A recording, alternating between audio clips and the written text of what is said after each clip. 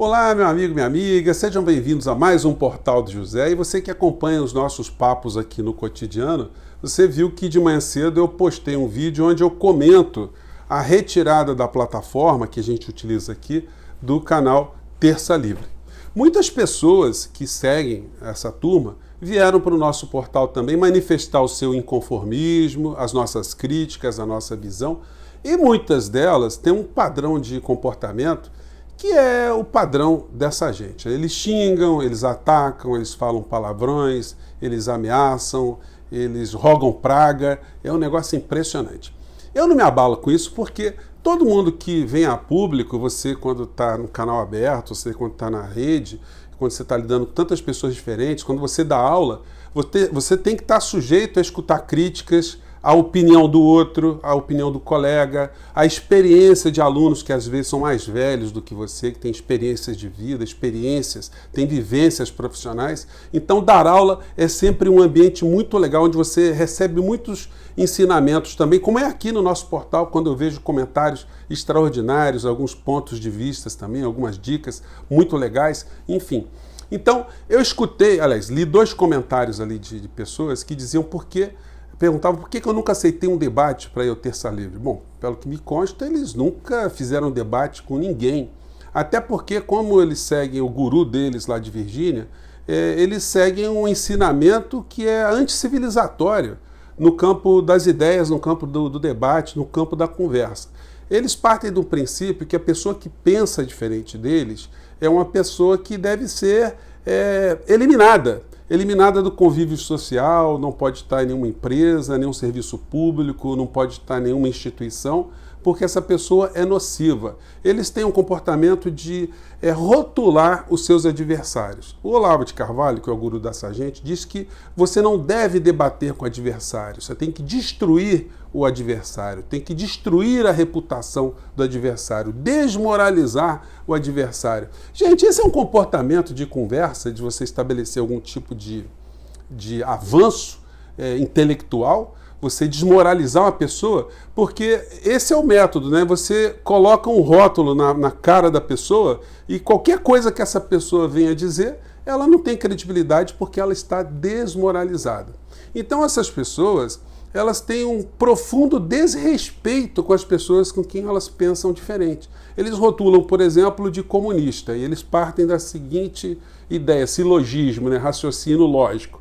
O cara é comunista, todo comunista praticou algum tipo de genocídio no passado, logo, se você é comunista, você é genocida e todo genocida é um assassino. Pronto. Aí o cara não quer te escutar mais. Então eles criam um bloqueio. Então é muito difícil conversar com essa gente. E não é por outra razão que eles foram retirados da plataforma. As pessoas perguntam se eu e outras pessoas não têm receio de sermos censurados. Claro que não. Como diz a vovó, quem não deve, não teme. Se você está numa plataforma, numa empresa aqui, que coloca comercial, coloca inserção, os caras ganham grana com essa história aqui, e eles têm um regramento ético mínimo, onde você não deve provocar situações de ódio, situações de discriminação, apologia de crimes, de uso de drogas, de terminar com a própria vida, de xenofobia, enfim, de situações que criam conflitos sociais, mentiras que possam causar a perda de patrimônio, perda de reputação, perda de vidas. Então, se você aceita vir para essa plataforma, você aceita participar dessas regras. Então já foram em boa hora, mas eles vão continuar por aí, porque eles se reproduziram com muita eficiência, né? Eles têm um papel funcional no meio dessa história, como eu falei com vocês. Eles criaram esse nicho onde eles pegam muitas pessoas que não entendem por que as suas vidas andam tão desgraçadas e colocam a responsabilidade nessa situação no inimigo imaginário, nos comunistas infiltrados em todos os cantos, no globalismo, que está querendo dominar a mente dessas pessoas, enfim. Aí tem um componente religioso, muita gente mistura religião no meio dessa história, é muito comum as pessoas tentarem me amaldiçoar colocando alguma coisa envolvendo o capeta, o Satanás, Lúcifer, enfim, um monte de história assim, né? O que mostra como as pessoas estão sem entender na prática o que acontece e como elas protegem os depredadores que estão na área econômica desse governo que eles estão apoiando para cima e para baixo, né? Então, gente, feitas essas considerações, vamos seguir em frente. Eu não tenho receio nenhum, como diz a vovó, quem não deve não teme, e vamos seguir em frente. Ainda bem que o nosso portal continua a crescer, continua a receber mais pessoas. Se você está chegando agora, você aqui é muito bem-vindo, e vamos seguir em frente que temos assuntos objetivos. Bem, os jornais estão dando conta hoje do esvaziamento da Operação Lava Jato. Operação Lava Jato que acabou propiciando aí a eleição do atual presidente, né, com essa onda de combater a corrupção. Pois bem, o Procurador-Geral da República, que ele nomeou, que está o protegendo dos crimes de genocídio que ele está praticando à frente do governo, destruiu as bases da Operação Lava Jato.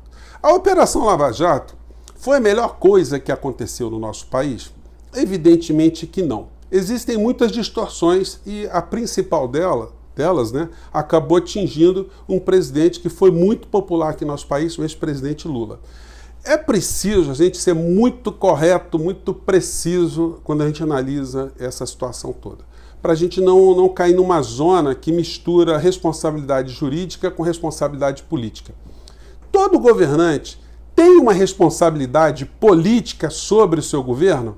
Tem, isso é óbvio. O governador tem responsabilidade política pelo seu secretário de saúde, o presidente também tem, sobre o seu ministro da saúde, sobre o seu ministro da economia, o prefeito tem responsabilidade sobre o secretário de transporte, secretário de saúde, de educação, enfim. Existem responsabilidades políticas. Muitas vezes a responsabilidade política se mistura com a responsabilidade jurídica, porque teve ali o dedo, a impressão digital do governante em determinado ato. No Brasil, foi inegável que a gente teve aqui problemas de corrupção envolvendo empresas públicas como a Petrobras, situações que já aconteciam desde sempre, né?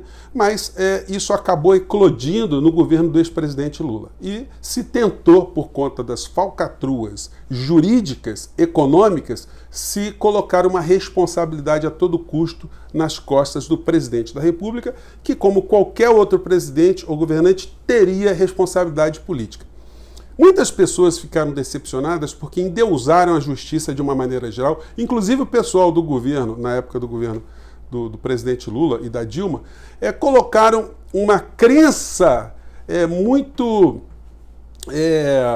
santificante, né, sobre essas instituições todas, esquecendo que são instituições que têm falhas e que são compostas por homens, e homens que também são seres falíveis. Então, não dava para a gente cravar qualquer tipo de veredito favorável a qualquer pessoa naquele período. Aliás, qualquer advogado responsável nunca pode chegar para o seu cliente e dizer: não, tua causa está 100% ganha. Olha, se algum advogado disser isso para você, olha, consulte um outro advogado, porque ele pode estar extremamente equivocado. Sempre falei isso com meus alunos também, que a gente não deve cultivar ilusões com o Poder Judiciário, não só no Brasil, mas no mundo inteiro.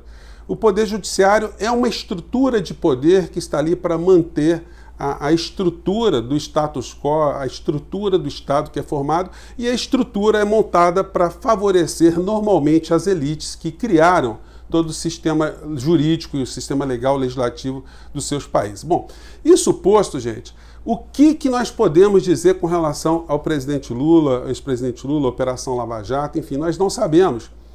Para além das questões jurídicas, existem questões políticas, a gente não pode desprezar isso. Eu fico impressionado como é que teve gente que desprezou isso no âmbito dessa situação toda. Então, muitas pessoas ficam pulando, e uma coisa que eu gosto de falar, que eu acho que é muito importante: não foi a Operação Lava Jato que inaugurou no Brasil ilegalidades cometidas por autoridades do Poder Judiciário, do Ministério Público ou da Polícia. Nós temos nas masmorras aqui no nosso país milhares, centenas de milhares de pessoas que estão cumprindo pena com excesso de prazo, sem ter uma condenação em segunda instância, às vezes sem ter uma condenação em primeira instância. Então, todas as situações que sempre vitimaram o andar muito debaixo da nossa sociedade nunca foram percebidos, até chegar a Operação Lava Jato, que começou a pegar muita gente. Eu sempre falei isso nas minhas aulas, todos os lugares que eu comentei, eu sempre falei, sempre apontei que essas injustiças, elas nunca foram corrigidas, elas nunca foram enfrentadas. O sistema distorcido, ele uma hora ia atingir pessoas do mais alto extrato da sociedade, foi o que aconteceu. Então, gente, é difícil analisar essa situação toda sem as pessoas imprimirem também uma paixão no meio dessa história. Espero que vocês estejam compreendendo bem e vão partir aqui para os outros assuntos, né? Então, a Operação Lava Jato está desmoralizada, a gente não sabe o que vai acontecer daqui para frente e, eventualmente, pessoas que cometam crimes, o que irá acontecer com essas pessoas no futuro, né? Um assunto muito importante que eu quis trazer para vocês aqui, que muita gente pediu, foi o dossiê que o presidente norte-americano recebeu sobre o Brasil, sobre o presidente Bolsonaro. Eu peguei um trecho aqui que eu achei muito bombástico aqui, e que a matéria é muito responsável, né, de uma instituição como a BBC de Londres, a sucursal aqui no Brasil. Eles fizeram o seguinte destaque num dossiê de mais de 30 páginas que foi enviado ao presidente Joe Biden sobre o governo brasileiro e sobre o presidente brasileiro. Diz eles aqui: membros do Partido Democrático ouvidos pela reportagem sob anonimato descrevem Bolsonaro como uma figura tóxica no xadrez global. Ou seja, o Bolsonaro é tóxico, ninguém quer conversa com ele. E o relatório aqui, que foi assinado por várias entidades, vários especialistas, dizem que os americanos não devem ter qualquer tipo de negócio com o governo brasileiro enquanto o Bolsonaro for presidente da República. E eles vão tendo razão para isso, né? Aqui o jornal saiu com a cobertura sobre isso, né, no dia de hoje. É só vocês verem notícias como essa aqui no Valor Econômico. O governo federal tentando explodir com ICMBio. ICMBio, gente, cuida de parques florestais no Brasil, situações ambientais muito legais que o Brasil possui a diversidade. Eu tive agora no Rio Grande do Sul, lá em Cambará do Sul, é um parque maravilhoso, os canyons no Rio Grande do Sul, que todo mundo deveria conhecer, uma beleza da natureza, e quem cuida é o ICMBio, que está sucateado, está destruído, está desmoralizado. Os funcionários ali são verdadeiros heróis em estarem defendendo o meio ambiente com a escassez e com a forma como o governo Bolsonaro tem tratado essas pessoas. Então, obviamente, que o governo de Biden não vai querer nenhum tipo de assunto conosco. Uma das propostas que o governo está apresentando agora para o presidente da Câmara e do Senado é a liberação de garimpo em terras indígenas. Gente, é o fim do mundo. Nós noticiamos aqui, nós reverberamos 9 crianças indígenas que foram mortas por conta da Covid. A imprensa não fala mais nisso, ninguém fala mais nisso, mas isso está reverberando fora do nosso país. Então, não é por outra razão que o Brasil, no ano de 2021 e ano de 2022, terá situações muito difíceis. As propostas que o Bolsonaro está encaminhando, o governo Bolsonaro está encaminhando para o Congresso Nacional, elas não tratam dos seres humanos. A proposta de Paulo Guedes não fala em nenhum tipo de atendimento ao cidadão no nosso país. Eles só querem fazer negócios, privatização, venda, quebra de regras. E isso não vai gerar emprego. Ninguém está tendo emprego. Você que está desempregado, o seu filho que está desempregado, o seu marido está desempregado, não vai surgir emprego por conta desse tipo de situação que esse governo está fazendo. O Paulo Guedes é um estelionatário. Ele está dizendo que faz essas coisas para proteger as gerações do futuro, daqui a 30, 40 anos. Até lá estaremos todos mortos. Isso que eles estão fazendo com o nosso país é uma depredação consciente. Estão transformando nosso país numa terra de ninguém. Então, não vai ter nenhum tipo de projeto nesse governo, nenhum tipo de investimento que gere empregos. O Estado é sempre um grande motivador da economia. O Estado com orçamento enxuto, orçamento todo atrofiado, eles só querem tirar direitos dos servidores públicos, mais servidores públicos mais pobres, porque a casta do serviço público, essa estará protegida em todas as circunstâncias. Então, hoje o presidente vai ter a live logo mais, amanhã cedo eu vou fazer a resenha dele, mas ele esteve lá no Paraná, gente, um show de horrores, não vou nem colocar a imagem para vocês, falou várias coisas lá, inclusive confirmando mais uma vez sua responsabilidade política sobre o genocídio que está acontecendo no Brasil. Falou que os velhos vão morrer mesmo, estou traduzindo para vocês, né? Então a economia não pode parar, vai morrer mesmo, então que morra. É basicamente isso que o genocida falou e as pessoas aplaudem a criatura, que vai encaminhar a excludente licitude uma série de pautas morais, né? Quer armar todo mundo, O povo vai morrer de fome, mas todo mundo vai ter um 38 em casa, né? Pelo Bolsonaro é assim que as coisas funcionam. Estava entregando lá um parque esportivo, né, para atletas, e saiu com coisas absurdas, dizendo que os atletas, quando viram atletas, né, as pessoas quando viram atletas, elas vão para a direita. Elas nunca viram pessoas de esquerda. De onde ele tirou esse tipo de coisa, né? Que o esporte é muito bom porque coloca a pessoa com a visão de direita. Ele encontrou com o senhor da FEB, que tinha tomado a vacina lá, e disse que tinha que elogiar esse senhor porque o senhor participou da nossa segunda grande guerra mundial, e que eles venceram lá o nazifascismo. Então aqui no Brasil o Bolsonaro vai vencer o esquerdismo. Gente, é um apedeuta, né? É um ergofóbico, né? Um homem que odeia trabalhar, então ele vai para essas situações aqui para ficar falando uma série de besteiras. Disse que é imbrochável, que ele tem uma filha de 10 anos, ele não usou nenhum tipo de aditivo, e falou sobre radar, falou que o povo armado nunca vai ser um povo que vai se submeter a uma ditadura, e falou uma coisa muito interessante que tem a ver com ele, né? Disse que ele foi paraquedista, e todo paraquedista é paraquedista porque tem pouco QI e muito músculo. Fala do senhor presidente da República. Então, gente, nós estamos entregues a essa gente. E um canal como o nosso aqui, um espaço, é muito importante para a gente ir fustigando, a gente denunciando, a gente fazendo alguma coisa, porque a gente ajuda, inclusive, com que gente como essa que foi retirada do ar, que eles fiquem escanteados, que eles fiquem no canto deles ali, que eles comecem a ajudar, inclusive, com que outras pessoas, pelo embate das nossas ideias, entendam o quanto eles são falsários, o quanto eles enganam o povo brasileiro, eles enganam as pessoas que os seguem, o quanto eles fazem mal para a sociedade, e enquanto eles beneficiam tantos ladrões e tantos bandidos, como o general Heleno bem sublinhou, né? General Heleno, o senhor deve uma explicação à sociedade. O senhor disse que o pessoal do Centrão é um bando de ladrões. O que aconteceu? O bando de ladrões aderiu ao presidente da República ou o presidente da República aderiu ao bando de ladrões? O senhor está com a palavra. Gente, eu fico por aqui, um grande abraço, até o nosso próximo encontro. Tchau.